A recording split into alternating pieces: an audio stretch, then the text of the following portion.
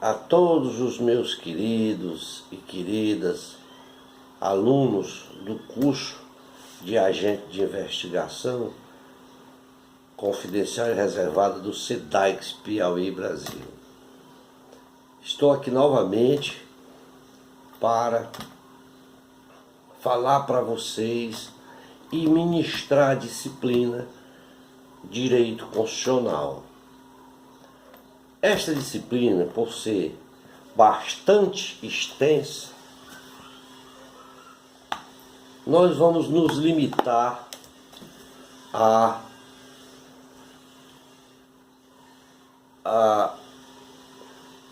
falar apenas por no máximo 20 minutos, para não ficar cansativo as aulas. E aí, por ser extensa, ela vai demandar várias aulas, esta disciplina de Direito Constitucional, porque nós iremos tratar de vários assuntos, tais como o princípio os princípios constitucionais, a administração pública, os elementos e finalidade do Estado, os direitos e garantias fundamentais, a Organização Federativa Brasileira, no seu termo jurídico, constitucional, dos servidores públicos, dos poderes do Estado, seja legislativo, executivo e judiciário, o controle da constitucionalidade, o controle da administração, o controle orçamentário e lei de responsabilidade fiscal, os controles legislativos e CPIs, dos crimes contra a administração pública,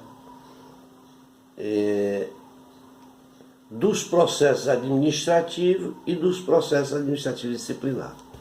Inicialmente, vamos definir o que significa a palavra Constituição. Literalmente, Constituição é o processo por meio do qual se constitui ou se forma qualquer coisa. É então o ato de constituir ou estabelecer algo. No sentido da legislação máxima do país, a Constituição também pode ser chamada de Carta Magna ou Carta Constitucional.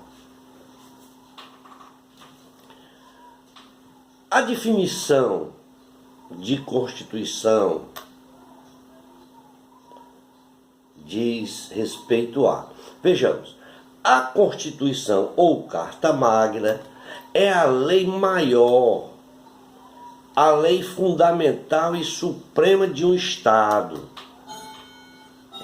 Seu conteúdo atinge a estrutura do Estado, a formação dos poderes públicos, a forma de governo, a aquisição do poder, distribuição de competências, direitos, garantias e deveres dos cidadãos.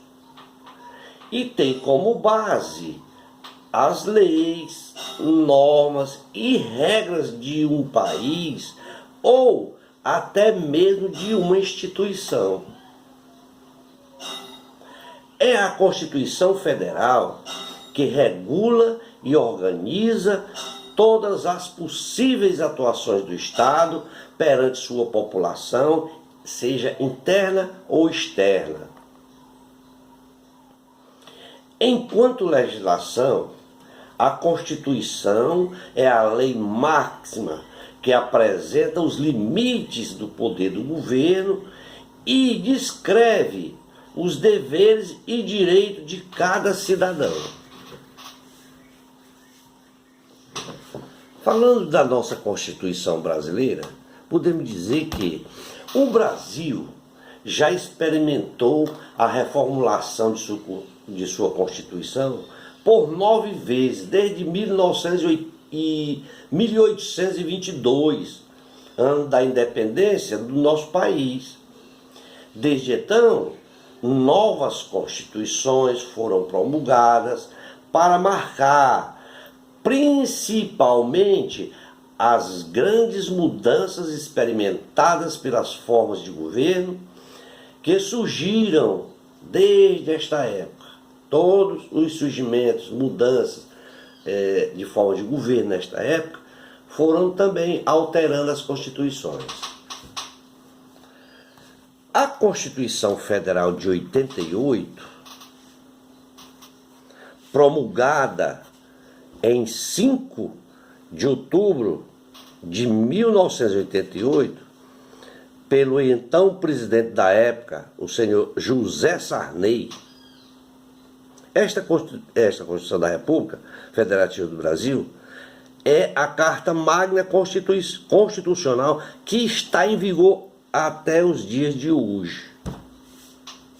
Ela foi elaborada por uma Assembleia Nacional Constituinte. Ela é reconhecida como uma Constituição cidadã, tendo como principal marco o processo de redemocratização brasileira após a intervenção militar instaurada em 1964. O objetivo da nossa Constituição brasileira,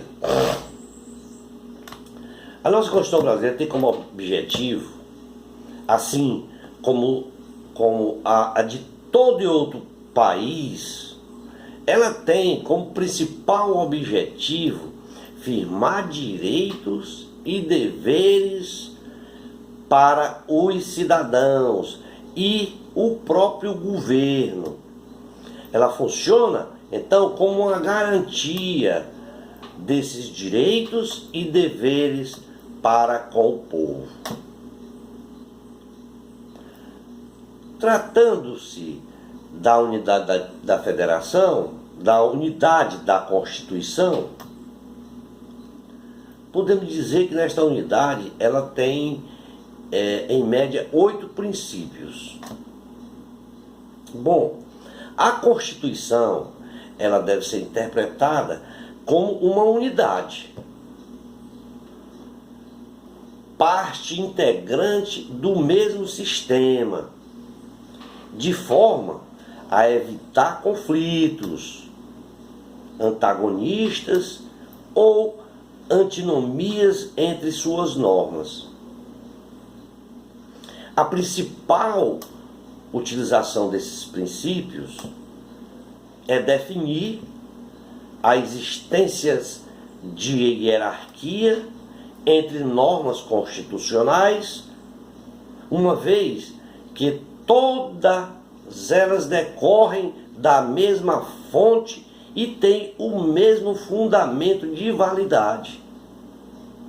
E é por meio desse princípio que entende-se que a Constituição deve ser interpretada como sendo um sistema unitário de normas, ou seja, de regras e princípios sem que haja qualquer hierarquia entre elas. O primeiro princípio da unidade da Constituição é o princípio do efeito integrador. O referido princípio, ele sustenta a ideia de que o intérprete deverá, sempre que possível, buscar soluções que propiciem a integração social e a unidade política na aplicação da norma jurídica, com respeito ao pluralismo existente na sociedade. Também orienta o aplicador da Constituição no sentido de que, ao constituir soluções para os problemas jurídicos constitucionais, procure dar preferências aqueles critérios ou pontos de vista que favoreçam a integração social e a unidade política. Porque, além de criar uma certa ordem política, toda Constituição necessita produzir e manter a coesão sociopolítica.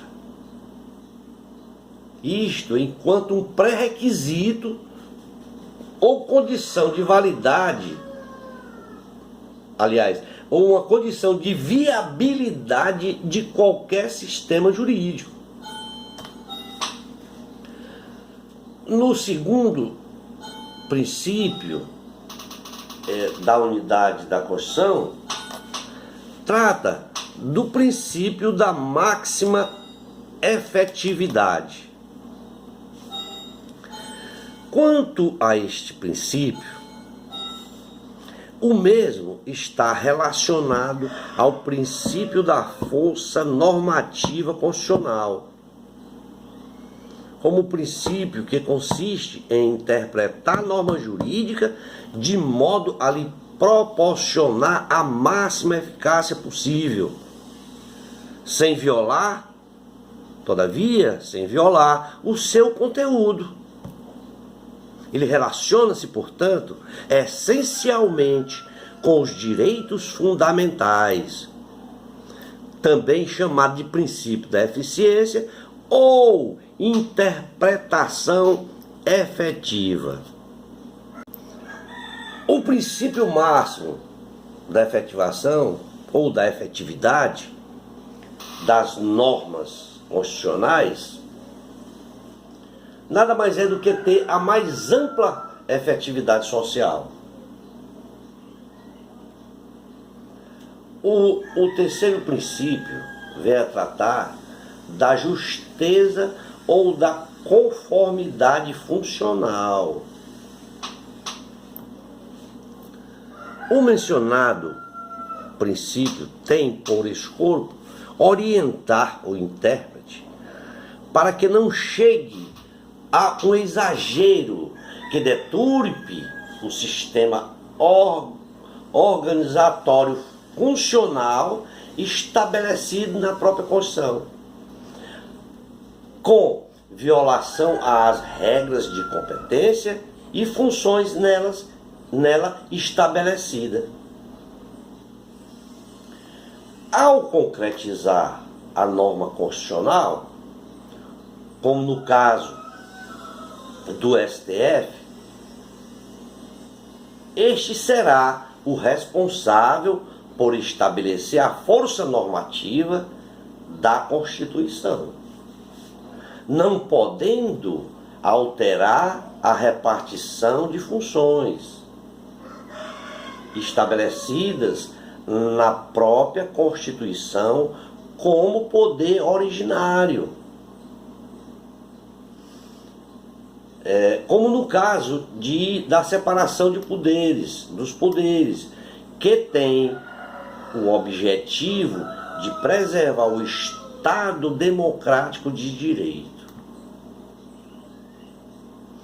O quarto princípio vem a tratar do princípio da concordância prática ou da harmonização. O referido princípio estabelece que em uma eventual colisão de princípios ou bens jurídicos, estabelecendo ali de modo a harmonizá-lo sem que a aplicação de um venha a aniquilar o outro e atuar de forma harmônica, buscando evitar um choque, pois a ideia é de que exista a concordância decorrente da hierarquia entre os princípios e os poderes. O quinto princípio é o princípio da força normativa. Este princípio estabelece que toda norma constitucional possui, ainda que em grau reduzido, a eficácia. Logo, a Constituição deve incorporar em seu bojo a realidade sociopolítica,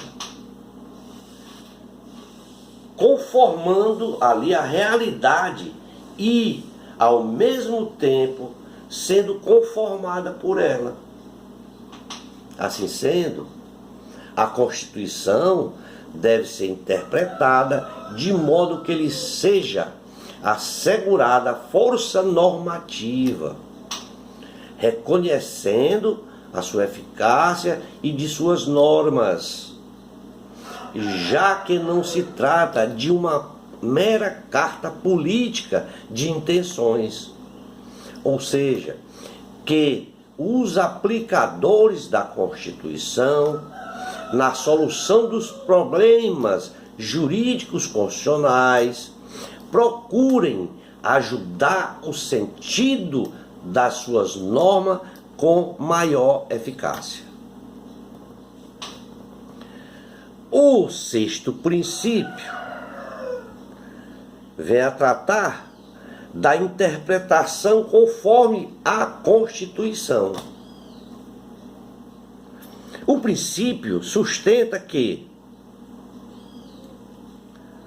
diante de normas polissêmicas, ou seja, com vários significados, o intérprete deve optar pela interpretação que mais se compatibilize com a Constituição, afastando as demais interpretações que violem a Constituição e que os aplicadores da Constituição,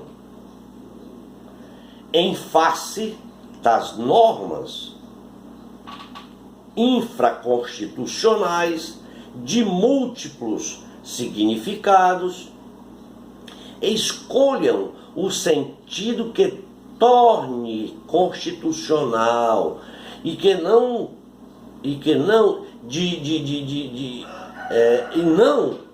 não de forma que resulte na sua inconstitucionalidade, prevenindo daí os conflitos que podem se tornar perigosos.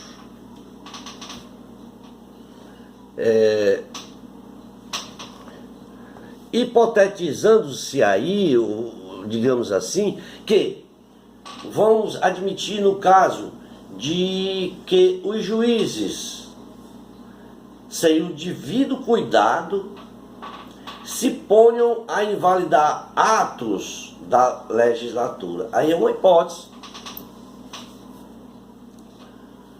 A interpretação trata-se de verdadeira técnica de controle de constitucionalidade, chegando ao STF a afirmar que, embora o STF seja duramente criticado pela doutrina, mas afirma que a referida interpretação é sinônimo de declaração de nulidade sem redução de textos. Para grande parte da doutrina, isto é inconcebível, visto que na declaração de inconstitucionalidade parcial, sem redução de texto, o STF declara a inconstitucionalidade da norma. Já na interpretação conforme a Constituição, dentre várias interpretações possíveis, O STF também declara a constitucionalidade da norma em um determinado sentido, que seja compatível com a Constituição, afastando as demais interpretações. Por isso, no primeiro caso, em que há declaração de inconstitucionalidade, o tribunal deve observar as cláusulas de reserva de plenário, aonde está esculpada no artigo 97 da Constituição Federal, que trata e diz lá que somente será possível esta declaração por meio do voto da maioria,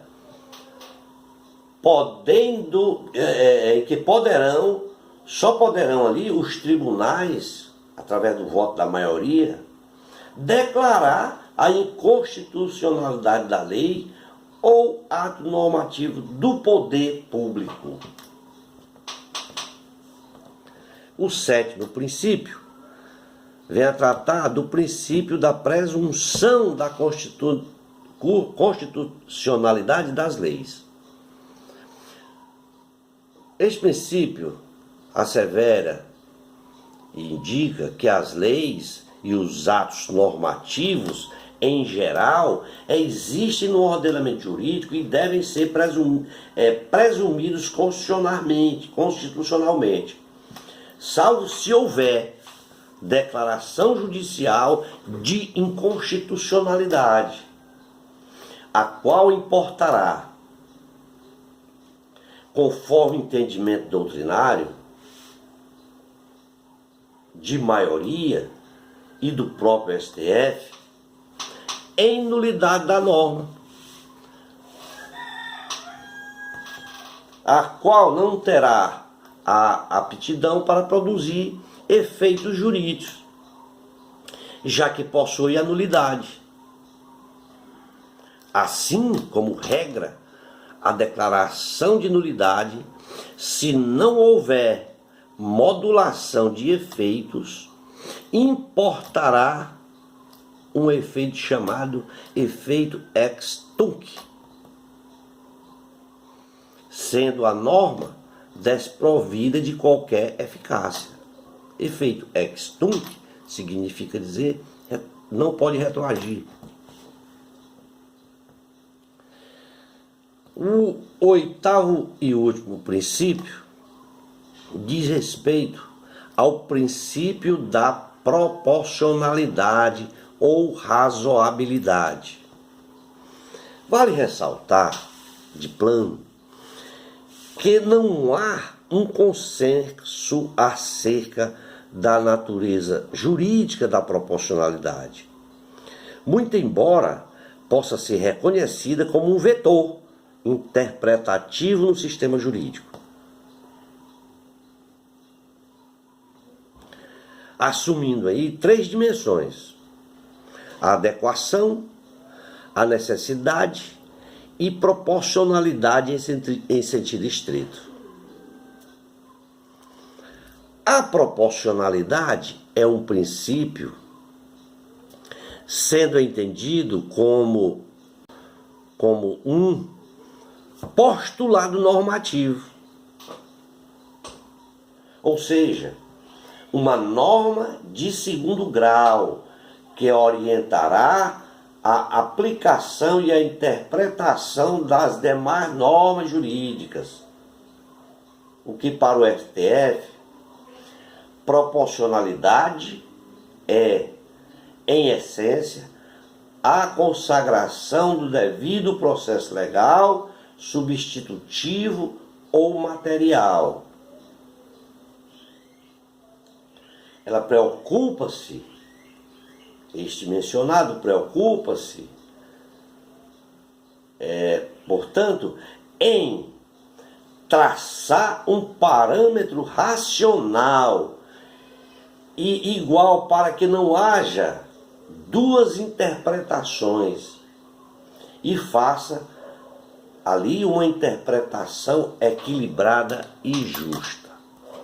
Ficamos por aqui e numa próxima aula de Direito Constitucional nós trataremos dos princípios constitucionais da administração pública. Obrigado a todos e espero que tirem um bom proveito da aula. Reforçando, por favor, inscrevam-se no canal e deem a sua opinião. Obrigados a todos e a todas e até a próxima aula.